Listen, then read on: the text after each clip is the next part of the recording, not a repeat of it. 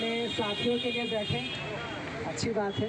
हालांकि ये ज़रूर कहना चाहेंगे यहाँ पर कि जितनी फुर्तीबाजी में आप लोगों ने धार्मिक आयोजन कर लिया, आश्चर्य की बात है कि एक बार भी आप लोगों ने किसी पदाधिकारी से बात करना जरूरी नहीं समझा। कहीं ना कहीं तो आपके मन में या तो चोर था या डर था, ठीक है।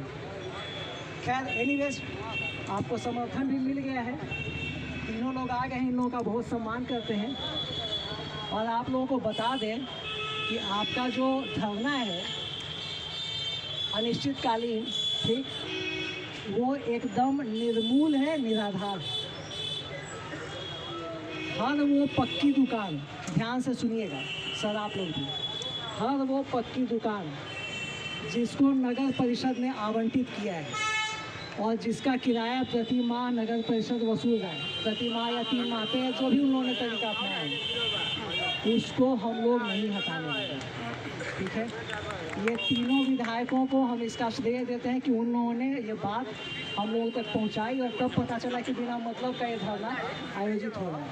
तो आप लोगों को भी धन्यवाद है सर कि प्रशासन तक आप लोगों ने इस बात को पहुँचाया।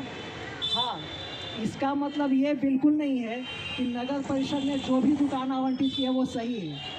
नगर परिषद ने कई दुकानें गलत आवंटित की हैं और ये हम नगर परिषद के चेयरमैन प्रतिनिधि के सामने बोल रहे हैं। लेकिन ये मामला नगर परिषद और सोन नहर के बीच का है, वो लोग आपस में निपटाएंगे कि क्या सही है क्या गलत है।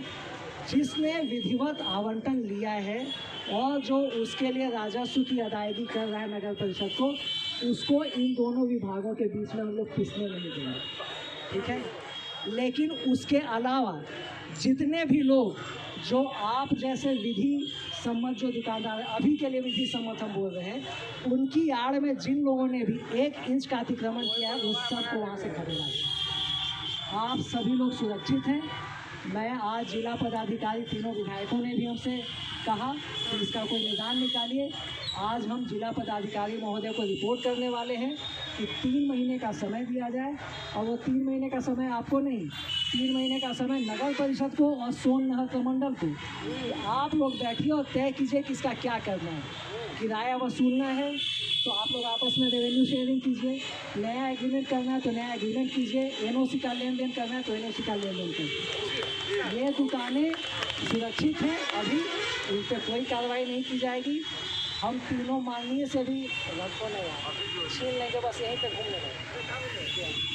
ऐसे तीनों माननीय विधायक भी उनके समर्थन में आ गए, उन्होंने भी जानकारी पूरी नहीं जुटाई, इसलिए मैंने अपना कर्तव्य समझा कि उनको कम से कम जो सच्चाई है वो बता दें, उससे अवगत करा दें। उनको बता दिया गया है कि जो भी दुकानें हैं, पक्की दुकानें जिनको नगर परिषद ने आवंटित किया है विधिवत, और जिसका वो मासिक किराया वसूलते हैं, बेशक इन दुकानों के भी मामले में नगर परिषद और सोन नहर के बीच में आपस में विवाद है, लेकिन ये उनका आपसी मामला है।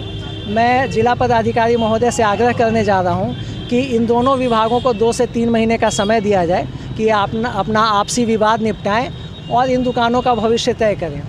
लेकिन इनके अलावे इन दुकानों को जो विधिवत आवंटित थे और जो मासिक किराया दे रहे हैं, उनको अतिक्रमण से आज मुक्त रखा गया है।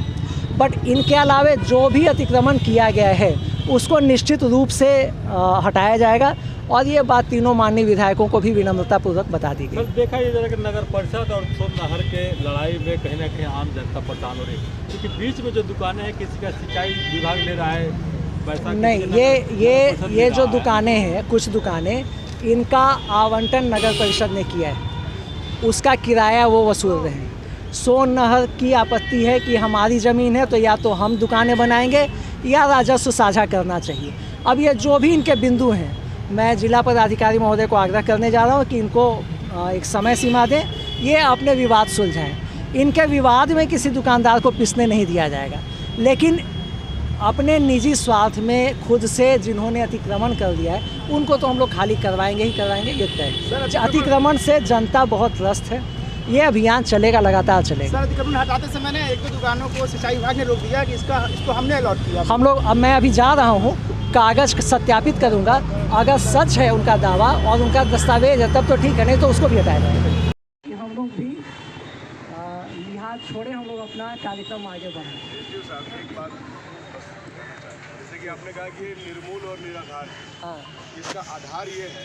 हम लोग भी जब कल रात में आए तो हमने भी जानकारी प्राप्त करने की कोशिश की कि आखिर ऐसा कैसे हो गया, कोई नोटिस आया या आपसे किसी प्रकार की वार्ता हुई, तो उसमें 2-3 बातें सामने आई। एक तो आया कि अखबार के हवाले से ये खबर, और अखबार की तरफ से बताया गया कि जिला प्रशासन की तरफ से प्रेस रिलीज मिला था जिसमें कहा गया था कि तमाम दुकानों को हटाया जाए। तो एक तो अखबार अगर ये निराधार है तो उसका कारण अखबार में छपी खबर है, चाहे वो जिस तरीके से खबर छपे। दूसरा इसका आधार यह है कि सिंचाई विभाग के कर्मचारियों की तरफ से इन तमाम दुकानों पर, जिसको आप कह रहे हैं कि ये वैध है अभी तक के लिए, उन पर क्रॉस लगा दिया गया और ये कहा गया कि आने वाले शनिवार को आपके नेतृत्व में इनको तोड़ा जाएगा। ये सारी चीज़ें हैं। बाकी आम आदमी की पहुँच तो प्रशासन के पास बहुत कम ही होता है। नहीं सर, ऐसा इसीलिए नहीं, आज इसमें तो सब लोग बड़े आसानी से हम तक आ सकते हैं, आते भी हैं। लेकिन आज इसीलिए लेकिन अब दूसरा ये है कि जो मार्क लगाया गया, वर्षों से 30 साल से दुकानों को आवंटित नगर परिषद के द्वारा किया गया था।